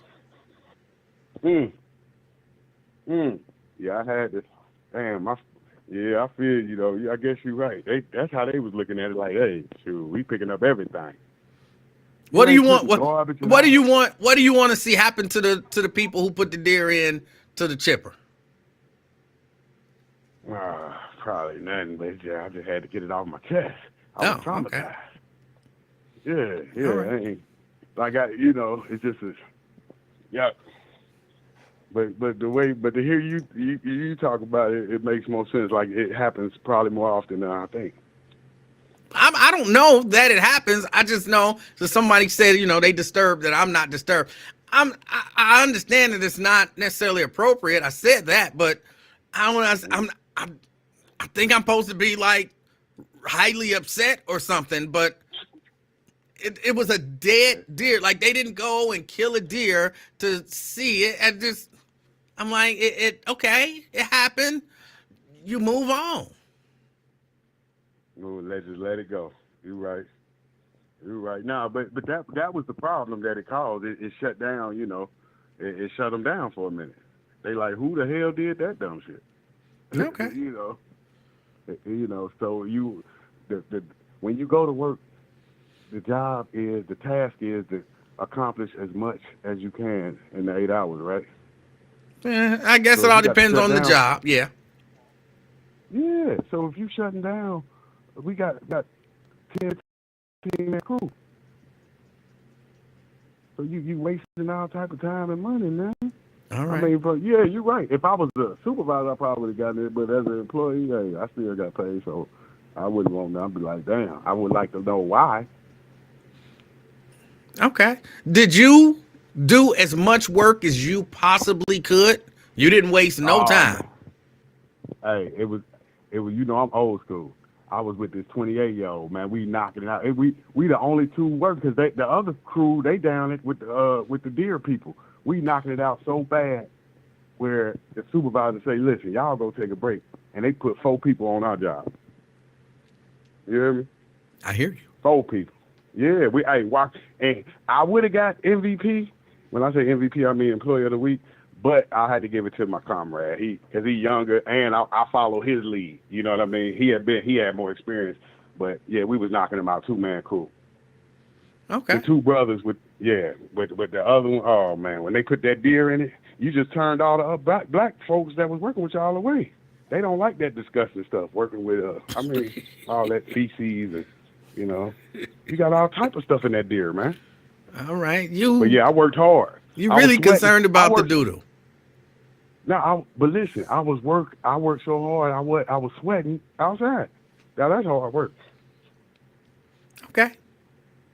You know that's hard work. You out there, you getting all them trees like that. You grab them branches slapping you, it's cutting your face open. You got to wear the face mask like a bank robber. Wear the sunglasses and wear the overalls. Yeah, right. It's a long road back from recovery. You hear me? But All I'm right. still and you remember you told me I wasn't gonna die this year, so I'm gonna hold you to that. Remember that? Yes. It's like, nah, you gonna make it. You can hold me to it. Yes. We got a couple more weeks, man. I'm scared, man. I'm like, You gonna make it. End it, but I'm like, You gonna make it. But this when us victims, we have the worst. I mean, not victims, suiciders. We have the worst time is in the holiday season. This is where we get extra depressed. But you're not So, gonna be depressed, and you're not gonna commit suicide. No, I ain't gonna commit suicide because, like you said, but the depression, hey, yep. Hey, that depression, that tell you gonna have to turn your life around. You don't want to be depressed no more. All right. Are you going to see The Color Purple? Nah, my mama is. She going to Okay. see it in Atlanta. She live in Atlanta. And she going at 9 in the morning. I say, you crazy. What's crazy about that? 9 in the morning. What's crazy I about say, that? boy, hey, well, I mean, she crazy about Color Purple. Put it like that, boy. Oh, okay. Yep. All right. Yeah, man. I appreciate you, brother. Have a great weekend, man. You do the same. All right. All right. That's CK. That's CK. Somebody says CK be trolling. He do be trolling. I know he be trolling. But even if he wasn't, how upset did y'all want me to be? How upset did y'all want me to be about that? Let's assume it's true. Okay.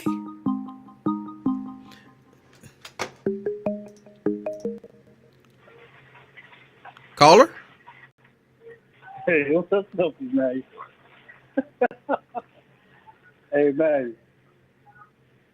This Hello? twin? Yeah, it's me, man. Can you hear me? I can hear you. Hey, what the heck, CK, man? Tell him to put that weed down, man. Hey, dude, crazy, man. Hey, them dudes ain't nothing wrong with that. Cause I'm pretty sure he eat pork and chillings and all that and everything. Hey, cause I used to work at a slaughterhouse, Emanuel, and I quit the third day I quit. Man, I used to go, even though I used to see dead bodies and all that stuff, but man, seeing that up close and having nightmares about slaughtering a pig and that stuff, that was traumatized. So I remember working and had to slaughter pigs and all that, man. So wait, so you could take the sight of a dead body, but not of a dead pig. Man, I mean, my first experiment seeing a dead body was my brother, and man, from seeing that bullet hole in his, I can remember to this day, seeing that little bullet right there by his went through his brain and everything, and blood was gushing out. I mean, it literally went through his eye. It went straight through his eye and came out the back. And that's my first time ever witnessed a dead body. And my brother's blood dripping. And the second time I witnessed a dead body was one of the folks and stuff got shot with a shotgun. And he shot him like 12 times. And when they picked him up on the gurney, the sheet went through his whole body. He probably $120 at the most, probably about 5'9", 5'7", something like that. And seeing the whole sheet go through his whole body, that was my second time witnessing a dead body. And my third experience is going into the morgue, and my guy had identified as uncle. And you got about 50 bodies, which half of them had sheets on, half of them did. Got toe tags and stuff, and I'm walking through there. I'm like, man, this some sick, man, this stuff here. And seeing that too, man, that's what they need to take these little punks to a morgue, man, and see the outcome and see they won't shoot a little kid or something like that. But that's a scary sight. You ever been in there, Emanuel, to a morgue? Yeah, actually, I have. I'm talking about seeing a lot of people in there at one time. I don't know what you want me to say. Like line up like a bus, hey. I don't know. Something like that. I don't know what you want me to say. I'm asking, man. Have you ever? I already like answered. You probably saw 2 or 3 bodies. I'm talking about whole lab full of warehouse type stuff. I don't know how many bodies were there. I wasn't really paying that much attention. I didn't count. Oh, yeah, like who was that saying? Fang. Like Fang was saying, man. Cecil was a yes sir man, yes master, and all that Uncle Sam type person. I don't care nobody tell him. Like I said, hey man, if I want to say something leak and snitch on you, I'm telling you right now. Ain't called snitch, called accountability. I'll tell you right now to your face. On this phone and stuff. I'm gonna tell on you, man. I'm gonna tell Lincoln what you said. So in case I bring it up on this show, you ain't got to bring it up on me, man. Because I already told you I'm a snitch on you, all right? You got that? Look, I'm telling you, just like anybody else, y'all can tell Lincoln this show is out there. It's public. I put it out there public. Nobody is, blocked from seeing it. Anybody on the planet can see it. So, right. I'm just saying, man. If I ever like joke around or something, because I just joke. I don't mean no harm, whatever. It's just to have fun. yeah. But if I'm telling you right now and everything, I'm telling you, you ain't got to say, oh, somebody say, oh, twin snitch on you, Lincoln show. I'm telling you right now, I'm gonna tell or something like that. So if you ever hear somebody say that, yeah, I said it, so what? But why would you tell? But why would you tell? What do you get out of it? I don't get nothing out of it. So why would you tell? But I wouldn't do it, though. I'm just joking. I wouldn't do it, though. I had to joke with you. I can't joke, man. Yeah, I'm just asking because people do, and I'm asking. I don't understand what people get out of it. So, maybe you would be able to help. So they get out of it, so, he go, oh, he said that? Oh, yeah? And then he'll come back home. That's why his ass ain't here now. Like, wink, wink, go take the shot. He'll say something. That's the only thing he'll say. That is about it. Take the shot. Yeah, that's about it. Because I was shocked because I thought I was shocked. Y'all always, every year, somebody gets fired up. It's 1230 buzz, and 1 minute is 105 and all that. There's always be a change. And I was shocked. I'm like, oh, the hell up, man. On vacation. And then come to find out, I had stopped listening for a minute, and then come to find out, you ain't there. And then I'm like, I can't agree with that, brother, man. That COVID stuff, because I swear, if it weren't for my daughter, God bless her soul, she's not here. If it weren't for her, man, I wouldn't have took that Devilfield shot. They tell you to do this. I said, I'll do it for my baby. Other than that, I ain't taking my brother had COVID, my twin brother. And I knew he had it because, you know, we was just playing around, you know, hanging out. And I'm like, Wink, you ain't looking right, man. He said, what you mean? I said, something ain't right with you. And he was kind of like, you know, we ain't karma, we black. Do you Whatever, actually but call your twin? sometimes I do it slip out, but I call him Wink though. Oh, are y'all Yeah, identical twins? Yeah, we're identical. You gotta see it. We'll trick the shit out of you, man. You wouldn't even know. We're identical. One day you go to Jazz Fest or anywhere, you don't go to a bar, none of that. No, I don't go to bars. Oh, that's a good thing. Well, I'll run it to you one day, because Cincinnati's small. You go to the Jazz Fest, right? I will this year. I didn't go to see Al Green's father perform, but I will go this year. No. Yes. You said Al Green's father. Yeah, didn't Al Green's father perform at last year's festival? You mean Al Green? What you talking about his father? Oh, I thought it was his daddy performing. But okay, I didn't go that year. See, I told you extra, man. No, I went to go see Snoop though, because Snoop turned it out. That Al Green, no man, you and what's his name, Eddie LeVert, and all y'all got to sit in chairs and stuff. No, I'm the one should be sitting in chairs. I paid for these seats. Y'all want to sit in. I want to, and then after the show, he just threw flowers out. He ain't really think. You could have went on one of them. Now I don't know, the Apollo or something. He wanted to do all that. It was kind of boring. Only one that kept it live though was Snoop.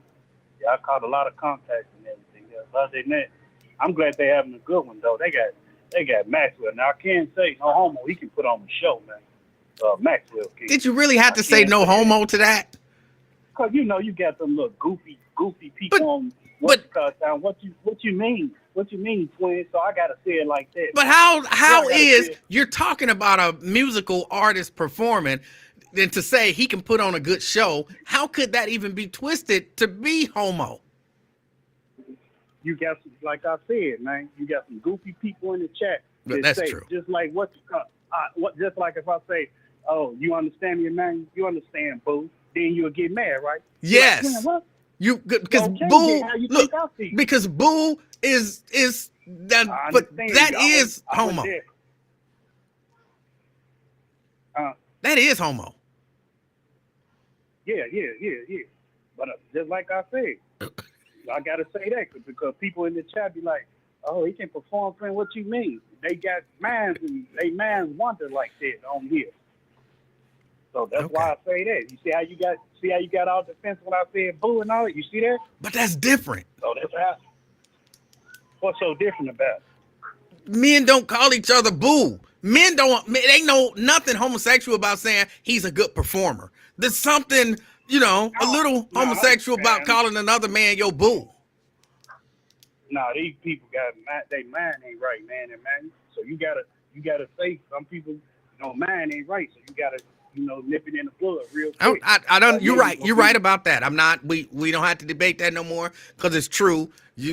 Some of these people can take anything and turn it, some silly homosexual stuff. Because I was joking in the chat with, like, I ain't gonna, we don't. Yeah, we don't. That's available. I don't know what thing was on. I don't know where you was on, man. You was going all right, so you said boo. I had to, hold on, man. Yeah, that was. I was like, you're a grown man, man. You can't say boo now. Yeah. Now, if my nickname was boo, yeah, you can say, yeah, boo man, or something like that. But, man, you saying that boo like up your pride. Now, come on. Yeah, that ain't right. Put that on the A1, man. Don't do that. Don't do that, ho. It's funny, but damn, not funny. Absolutely. Cutting, man. Absolutely. Yeah, but now, see some something, man. I'm like, Fame, I don't agree with nothing you say, man. He's just like, I'm putting case on all you Negroes. Like, man, you got some of them people like, and man, I just pray to God that they do right with this 1.6 billion. I know it's gonna be some fuckery in the game. I know it is. Well, you know it's gonna be some what? Some fuckery. Oh. Yeah, it is, man. Real talk, man. It is, man. Watch, they probably go get the black folks party $20 million out there, 1.6 billion. Oh, we put a good part up there for them. We put a good shopping area for them. That ain't enough. And then, Emanuel, to be honest, what's the definition of affordable housing to you down here, man? Well, Or anywhere? I guess different people have different definitions. So when you hear somebody talk about affordable housing, it's good to ask what is their definition. Yeah, that's why I tried to, what you call it. You see, he skipped up. When I asked that little punk ass, Aflac, whatever his name, he go skip over the answer. He answered the first one. He answered this. When I said affordable housing, he never said nothing about it. I just want to know what they definition. Just like I said, all these black people that got they done married in this town, this community, whatever. Why y'all ain't coming together as one, man? Why it take this young lady? I gotta give her a props, Alicia Reese, to come with this 515. Hold on, I'm having a hard time understanding what you're saying. I'm saying why all these black people, like these little mayors in these little towns, like Barn Hill community, like people like the West End and all that, why they like didn't come together like, nah, y'all not pushing that in our community type, nah, putting up that stadium and, because they go sell out, man. Why? You got some black Negroes out here that go sell out for them dollars for them white folks. Oh, you want this? I will give you this. Just move it a little further enough to Forest Park. We got you and everything. Oh, Why are you whispering? We need this area right now. That's some crazy sucker stuff, man. Yes. You hear me? I can hear you. I feel y'all feel square, dude. No, you just started whispering. I don't know why we whispering. No, I got over here, sir, but people know this. It's all in my business. I'm on break today. Okay, are you using like headphones or Bluetooth or something? Yeah, man, quit whispering stuff, man. What you talking about? Because it sound like you whispering. I ain't whispering. I'm on my Bluetooth, man, but I was too loud. What kind of Bluetooth do you have? I don't know, some little $40 Bluetooth, man. Your Bluetooth sucks. You suck, man. You gonna say my stuff? Bro, because you sound terrible. Like, take it off the Bluetooth. For real, take it off the Bluetooth. Hold on, young blood. I got you. All right. I know you're talking about me in the chat. They get down on. I'm not saying anything. She all loud. Yeah, she loud. Is it taking you this long to take it off the Bluetooth? Now I gotta find my Bluetooth thing, man. Where you going? Man, you act like you're a comedian, man. Want to crack jokes? No, your Bluetooth sounds horrible. I want you to take it off the Bluetooth so then you can listen back and you can hear the difference.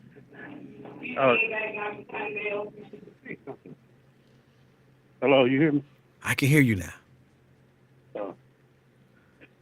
Yeah, what I was saying, you threw me off my square. What I was saying now. Now you whispering. Talk normal. I said what? Man, you not gonna correct me, man. It's just my value and everything. I am talking. No, I'm trying to walk outside. Got me out of breath. So you whispering. Hey, what I was saying now, amen. Uh-huh. I said what I was saying at first. You asking me what were you saying? Yeah. I don't know. You was whispering. I couldn't understand what you were saying. No, I said, you know how you got some black community activists or whatever, mayors and everything else. Why they just won't come together as one? And it took Alicia Reese, 513, and stuff to come up with that bus when the black folks should have been came up to help out a community and everything. Just like it's a setup with that 1.6 billion, man. I think they go mess the black people up. They probably, just like I was just saying, they probably give them like 30 million out the whole deal. There's something in it with that, man. It's a trick to it. Okay. Don't you agree? I don't know. Go ahead and block it. I know. I understand. How's that blocking? I don't know. It's not considered blocking. But You think they gonna get something out the deal though?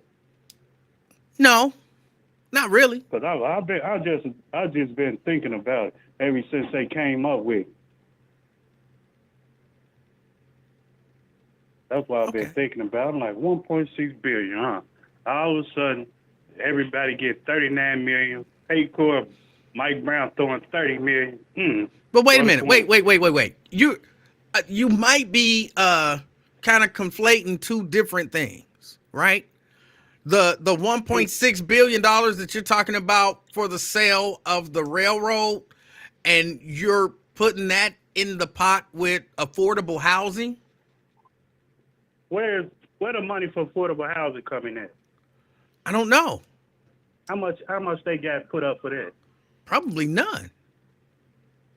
So out of that 1.6 billion, they can't come up with affordable housing. Yeah, the 1.6 billion can't be used for, technically to create affordable housing for people as the way that they are explaining so basically it. that money is for that crazy, stupid, they talking about highway that they got to cover.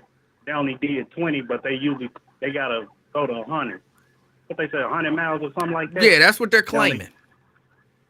And they did that within, 10 years or something like that? Well, they say they supposed to do 100 miles a year, but they've only been doing 20 miles a year. But now the money that they're expecting to get from the railroad sale will give them the money to do the 100 miles a year and then some other things. Hey, what's the numbers on the music fest when it come here? I'm not sure what you mean. What numbers? I'm Well, saying, hold on. how much? My answer is no. I don't know. I don't know how many people. I don't know how much money it brings in. I don't have those numbers. Oh, okay. Now, Alicia Reese threw out a number of $9.5 million came in last year. I guess the portion, and I'm guessing that this is what she was saying, the portion that the county will get from the hotel and the motel tax just from the weekend of the music festival last year was $9.5 million, if I understood what she was saying correctly. And Taylor Swift brought in the city, 83 million? I don't know. I think he said 83 million, something like that. Okay. So where's that money at? I don't know. Who do the record keeper, the city manager or who? They have I'm